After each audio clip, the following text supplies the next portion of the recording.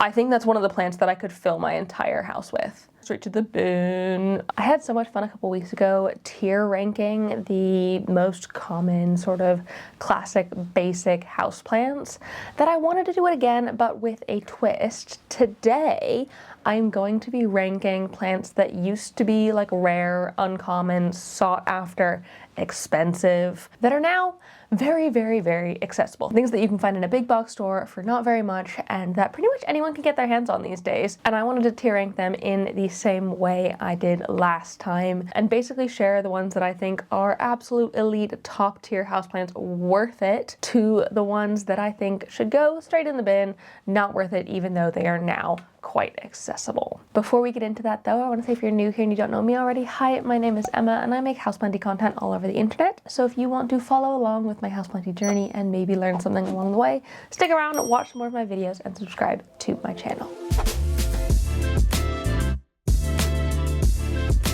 If you are not new here, welcome back. I really appreciate you returning.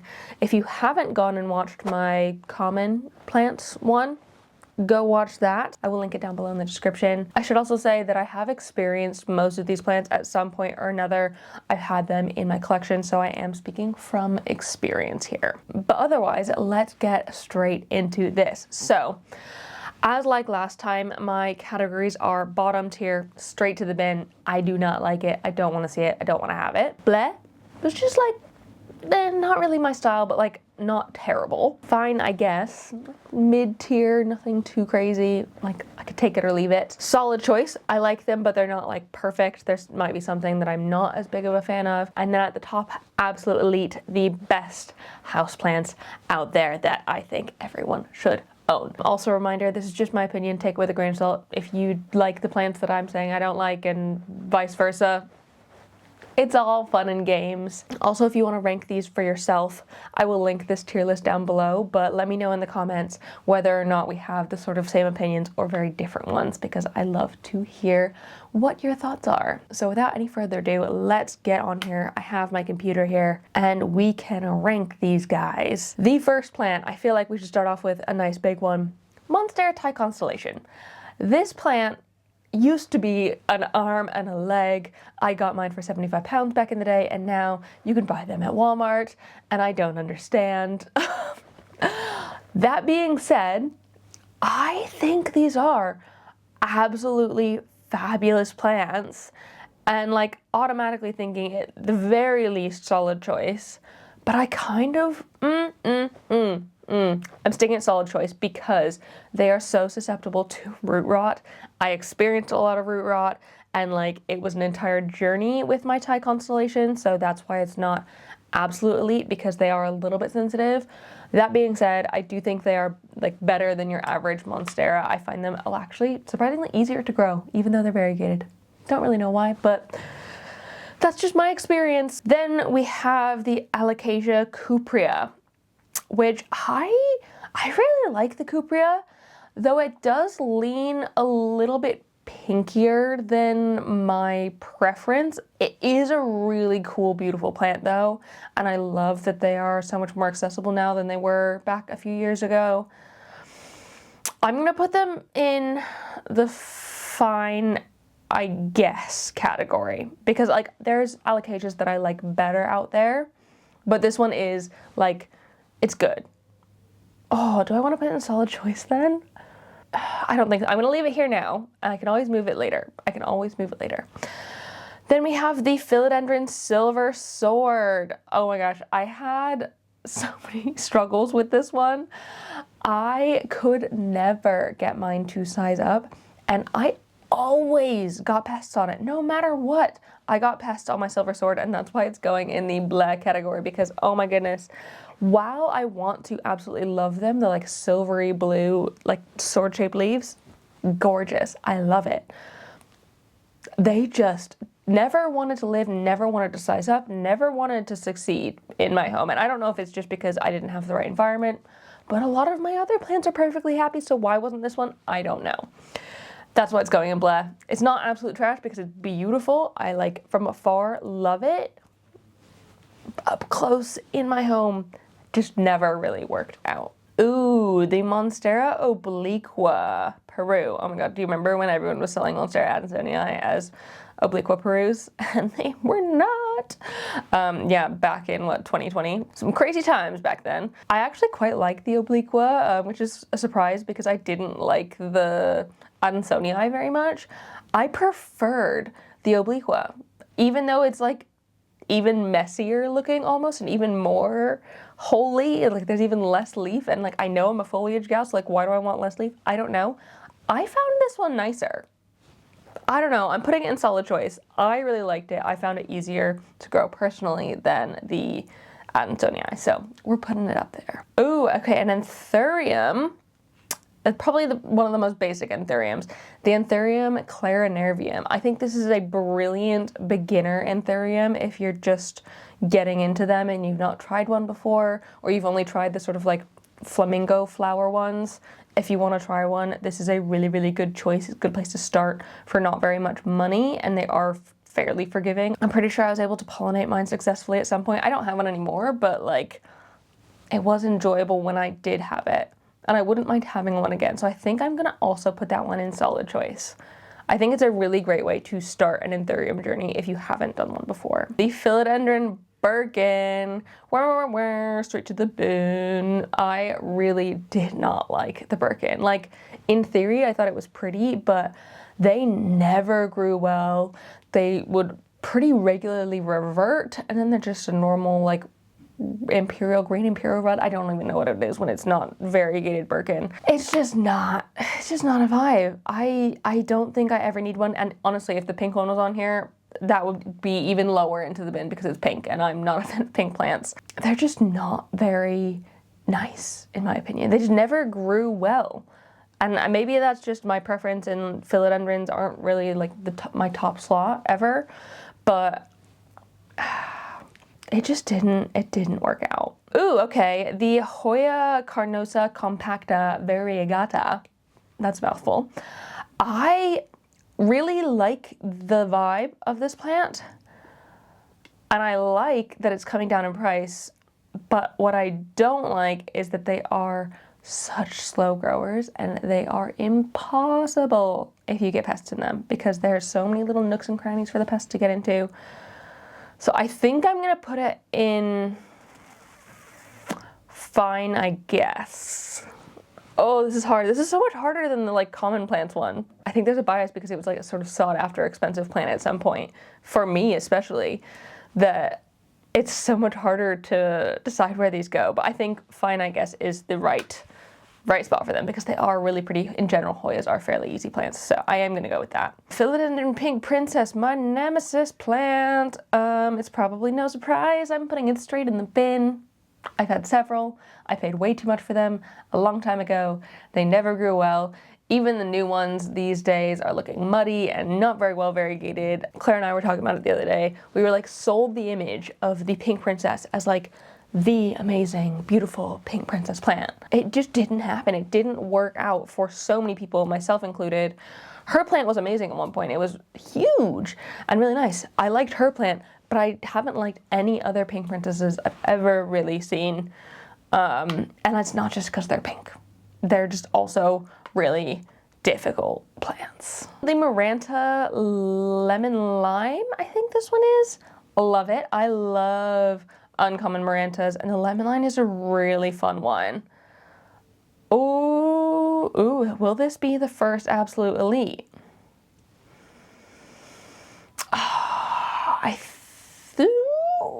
It's so hard to decide between absolute elite and solid choice, because in general I find Marantas are solid choices. If you watched my last tier ranking, I ranked the like red Maranta in the solid choice. I think it is. But I think because this one doesn't have like the red in it, I'm gonna put in absolute elite. I think they're easy care, low maintenance. Yeah, they're a little bit on the thirsty side, but like they'll tell you if they need water. Like I'm looking at my Marantas up there. They're curling right now because they're thirsty, but they're gonna be absolutely fine when I give them a drink. So I think they're going in the absolute elite category. Yeah, I feel good about that. I do feel good about that. Philodendron Billietiae. I think they're just fine. They are one that take up quite a big footprint in your home, especially once they get bigger. They just like end up spreading out loads.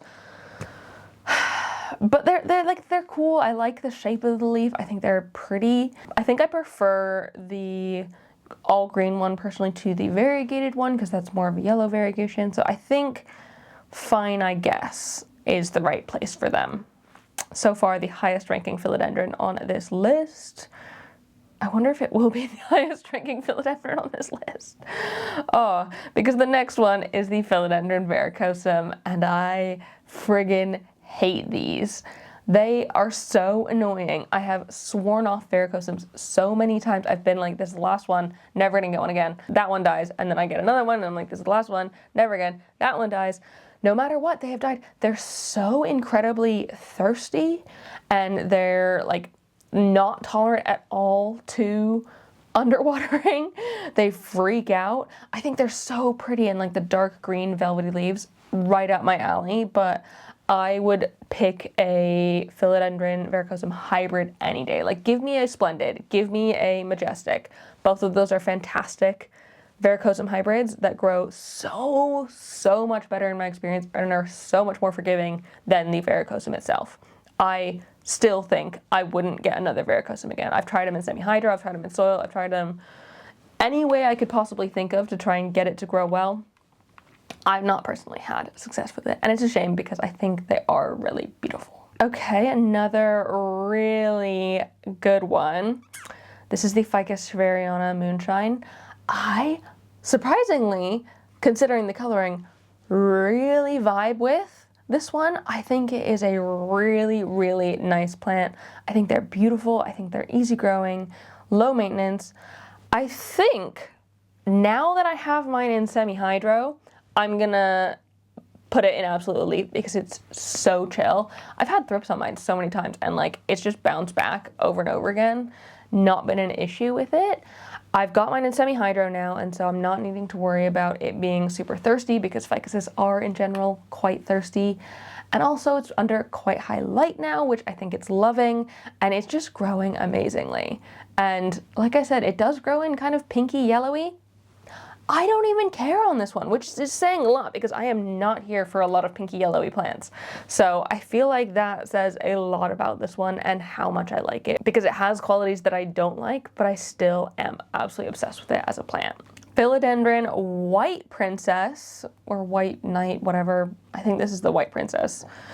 I'm gonna put that one level above the Pink Princess in bleh because if I had to pick between the two, I would pick a White Princess any day because of the coloration. I do love a bit of white variegation. I think it's beautiful. I think these just don't, again, grow as well as, not necessarily we were promised, but like they just don't grow as well as I would want them to. I had mine growing on a pole for ages and it was doing fine, but it never sized up at all, which was really frustrating. And so I think I would just I'd rather not at this point. Yeah, it's just, I don't really feel like I need to ever grow them ever again. Then we have the Philodendron gloriosum. I really like these plants. I think I'm actually going to put them in solid choice because they are lovely plants. They're really beautiful, big, heart-shaped, velvet, dark leaves. The only thing bringing them down is that they are a crawler.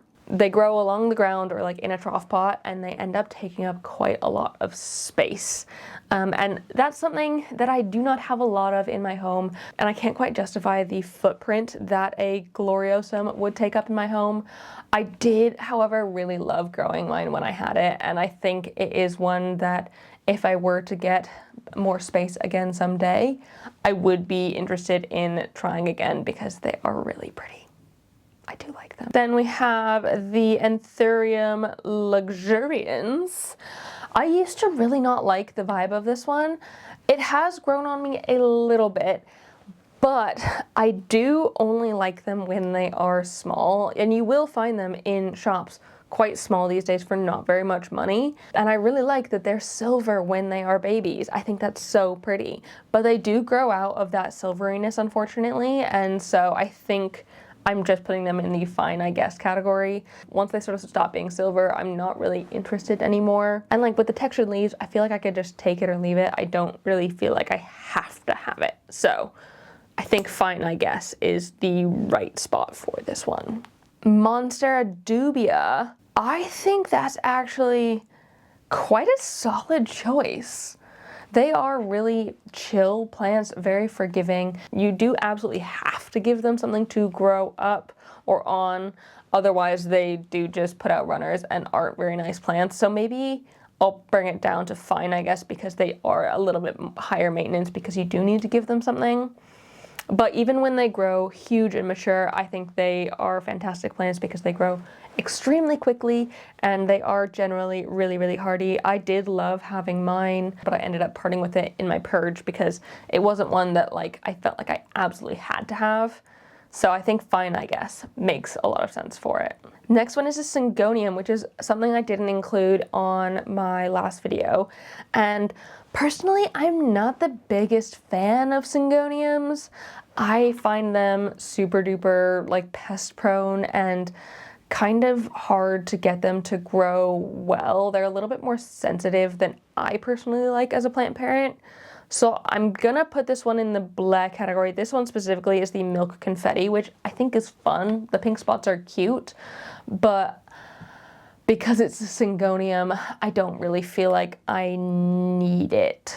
And actually, I think I would prefer the Syngonium without the pink spots entirely. Like if it was just that lovely minty color, I think I would like it more than with the pink spots. But I don't know, it's fun, it's fine, they're okay, but would I ever pick up a Syngonium again, aside from my Chia Pence? Probably not. Oh yeah, this one straight to the top, absolute elite. The Cebu Blue Pothos or Epipremnum pinnatum Cebu Blue. I love them. I love them so, so, so much. They're one of the only plants in my collection, and I actually have two of. One of them is up there trailing, and then I have one in the other room, and I have it growing climbing because they grow differently, trailing and climbing. I love them so much. They're epipremnums, and so they're super chill, easy care, low maintenance, can tolerate so much neglect, which is great for me as a lazy plant parent. But also I just think they're really pretty. I am partial to a silvery, bluey leafed plant. I think they're really fun. I'm looking forward to one day hopefully being able to get one on my pole to grow up and mature in leaf size because they fenestrate as well when they get bigger, which is fun.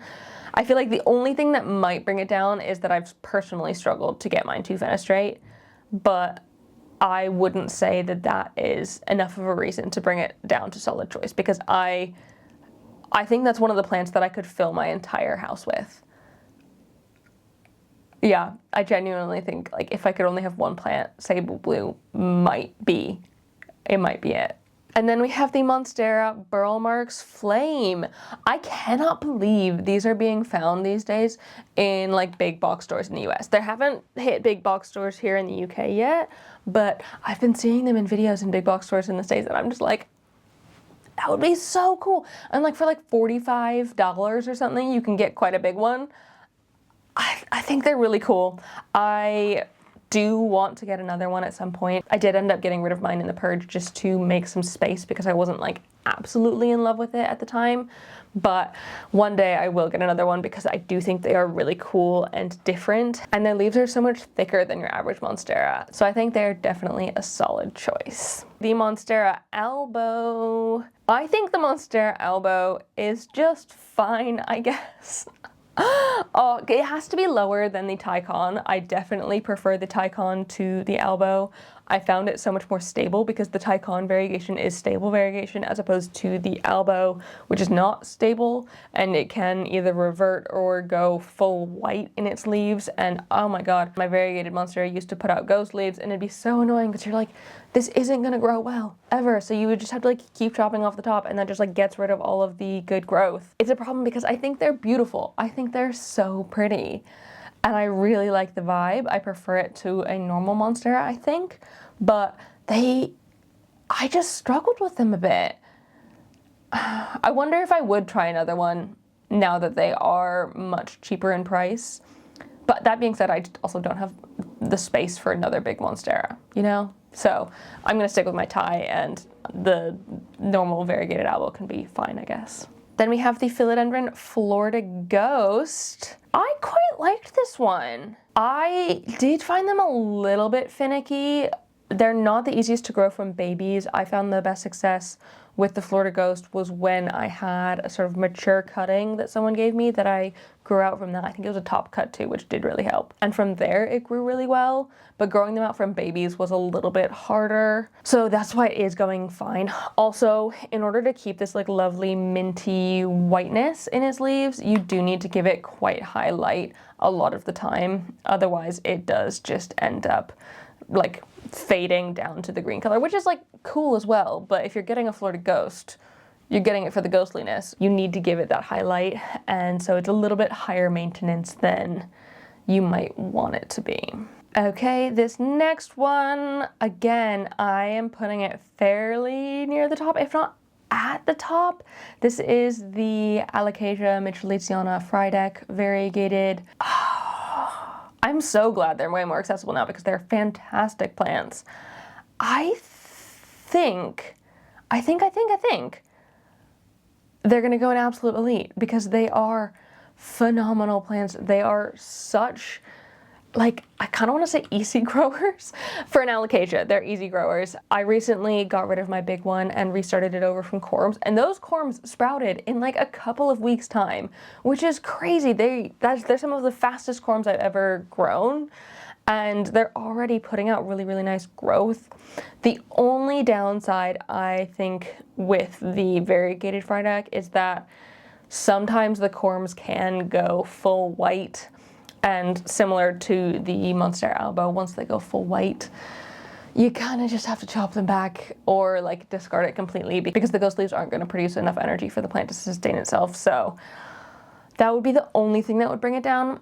I personally haven't had that problem, but I know other people have. I'm going to keep it in absolute elite because I don't think I would want to not have one of these in my collection ever again. Then we have the Philodendron Ring of Fire.